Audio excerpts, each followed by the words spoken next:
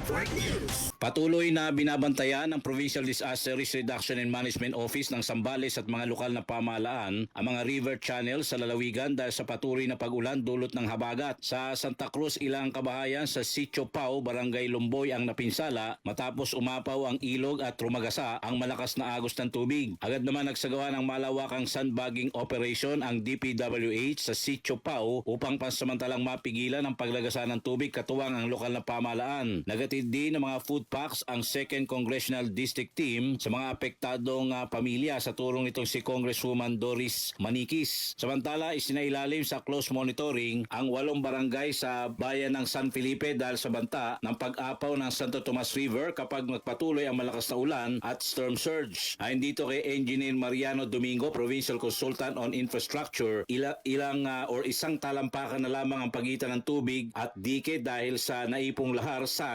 pampang ng ilog. Sa Candelaria naman, matagumpay na nailikas ng pulisya ang mga residenteng na stranded sa baha sa Sitio Tagor, Barangay Malabon, kabilang ang kanilang mga alagang hayop. Kasama mo Central Luzon, Radyoman Mike Sigaral Tatak, RMN. RMN Network News.